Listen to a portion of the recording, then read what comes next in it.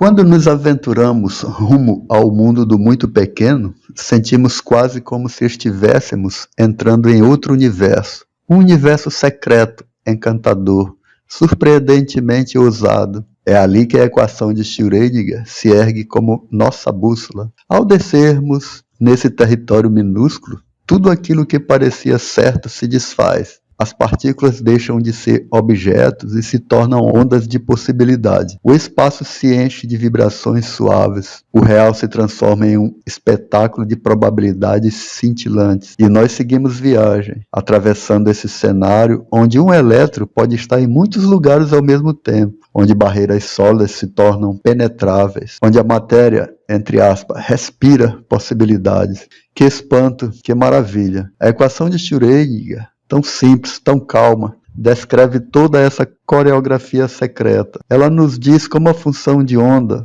evolui, como ela se molda à energia do sistema, como o universo microscópico dança no ritmo de leis que parecem poesia. E então, no instante em que observamos o grande momento da viagem, a onda colapsa, o cosmos faz sua escolha. E de todas as possibilidades resta uma só, como se a própria natureza sussurrasse: aqui estou. Essa equação é o nosso mapa, o nosso guia, a nossa lanterna na escuridão elegante desse mundo minúsculo. Ela revela que, sob tudo que tocamos e vemos, existe um reino vibrante, misterioso e belíssimo. E cada passo nessa viagem nos lembra: o universo é muito mais estranho e muito mais maravilhoso do que jamais imaginamos. Com essa introdução, vamos desenvolver de maneira bem simples a equação de Schrödinger. Tudo começa com um princípio fundamental da física que conhecemos bem: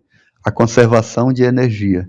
Imagine só, a energia total, representada pela letra E, de uma partícula, é simplesmente a soma de sua energia cinética, representada pela letra K, ou seja, a energia de movimento, e sua energia potencial, que é representada pela letra U, ou seja, a energia armazenada devido à sua posição ou interação. É tão intuitivo. Assim nós temos a equação que nos revela que energia é igual a energia cinética mais o potencial, ou energia potencial. Agora vamos detalhar a energia cinética. Para uma partícula de massa m e momento linear, representado pela letra P, que é a massa vezes a velocidade, a energia cinética é dada por uma fórmula clássica. É de arrepiar como algo tão fundamental nos leva a descobertas tão profundas. Assim, a energia cinética, sabemos que ela é dada pelo valor do momento ao quadrado dividido por 2 vezes a massa. Isso é fantástico. Se substituirmos essa expressão para cá, ou para a energia cinética, na nossa equação de energia total, já começamos a ver a estrutura se formando. Veja, energia equivale a P ao quadrado sobre 2m mais U.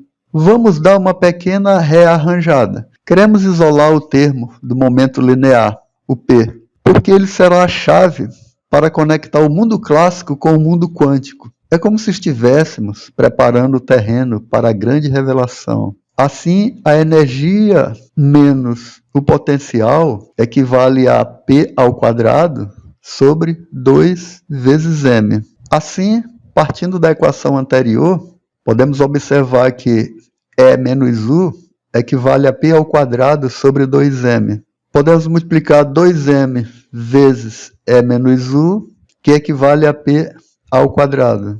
Isolando o P, observamos que o P equivale à raiz quadrada de 2m vezes E menos U. E aqui vem a primeira grande virada, uma ideia que mudou tudo.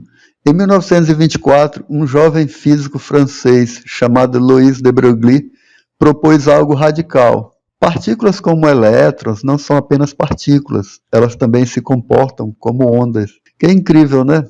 Ele postulou que o momento linear de uma partícula está relacionado com seu comprimento de onda, representado pela letra grega lambda.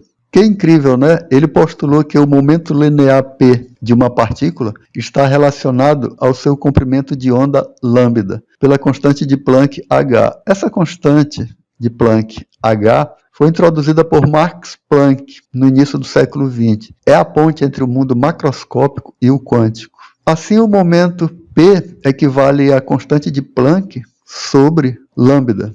Para simplificar as coisas, os físicos adoram usar a constante de Planck reduzida, ou seja, h cortado, que é apenas o h dividido por 2 vezes π. E em vez do comprimento de onda lambda, muitas vezes usamos o número de onda k, k minúsculo, que é equivalente a 2π sobre lambda. Com essas definições, a relação de de Broglie fica ainda mais elegante. É uma verdadeira obra-prima de concisão. Veja que o momento equivale à constante de Planck sobre o comprimento de onda, e a constante de Planck equivale a 2π sobre h, e o lambda 2π sobre k minúsculo. Fazendo essa divisão, observamos que o P equivale ao h cortado vezes o k minúsculo, que é o vetor de onda. Agora, a parte mais misteriosa e fascinante. Como descrevemos essa onda de matéria? Introduzimos a função de onda psi de x. Ela não é uma onda de água ou de som, é uma amplitude de probabilidade. O quadrado de seu módulo nos diz a probabilidade de encontrar a partícula em uma determinada posição x.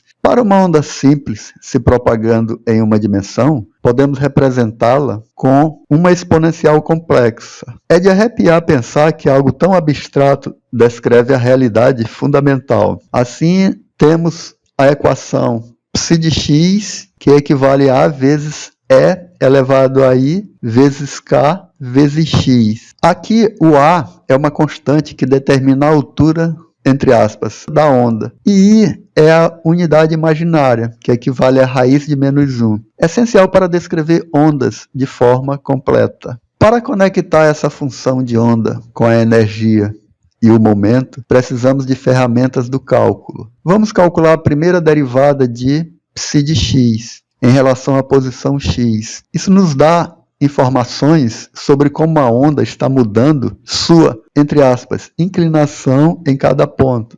Assim, a derivada de psi com respeito a x equivale à derivada de x vezes a vezes e elevado a I vezes kx. Ou seja, a derivada com relação a x da função de onda psi-x. Isso equivale a vezes o a vem para frente e você deriva o expoente. A derivada de ikx em relação a x equivale a ik.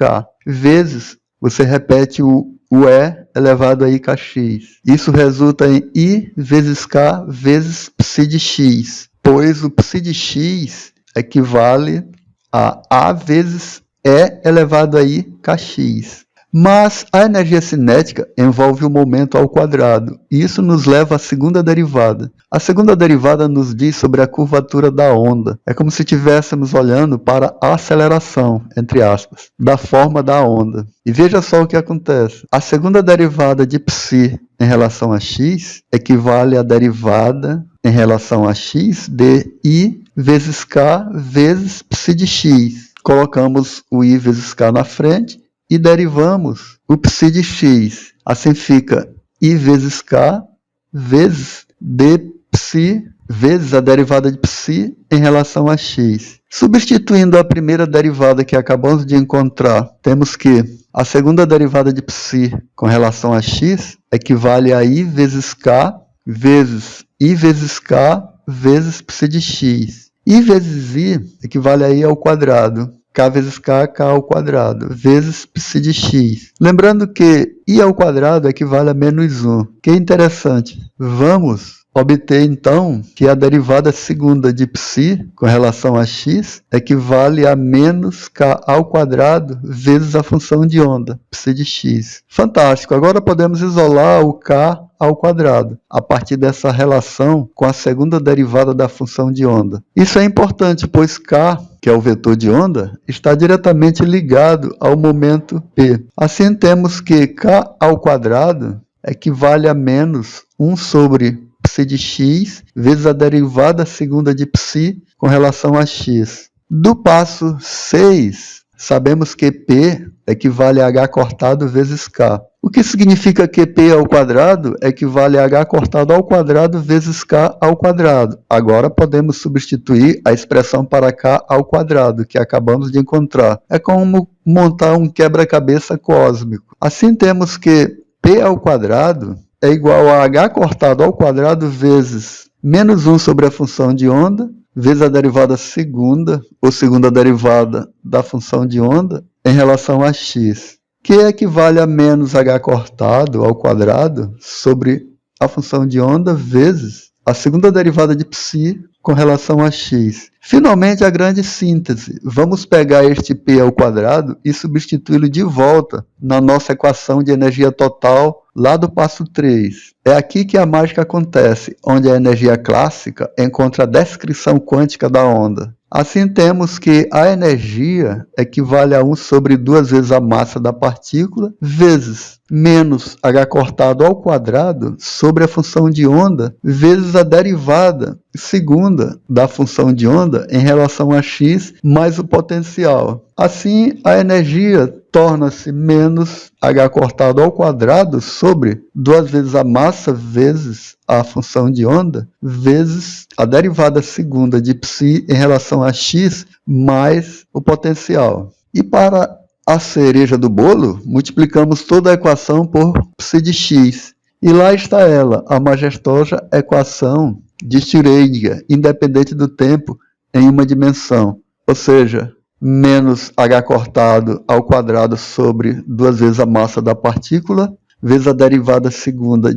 da função de onda em relação a x, mais o potencial vezes a função de onda, que equivale a energia vezes a função de onda. Isso em uma dimensão. Erwin Schrödinger publicou esta equação em 1926 e foi uma revolução, pois ela descreve como a função de onda psi de x de uma partícula se comporta em um campo de energia potencial, o de x, quando sua energia total é constante, ou seja, não muda com o tempo. Para que serve isso hoje? Essa equação é a base de toda a mecânica quântica. Ela nos permite calcular as energias permitidas para elétrons em átomos, entender a estrutura molecular, projetar lasers, desenvolver novos materiais semicondutores para computadores e até mesmo explorar a física de partículas. É uma ferramenta indispensável para desvendar os segredos do universo em sua escala mais fundamental. Que legado incrível, né?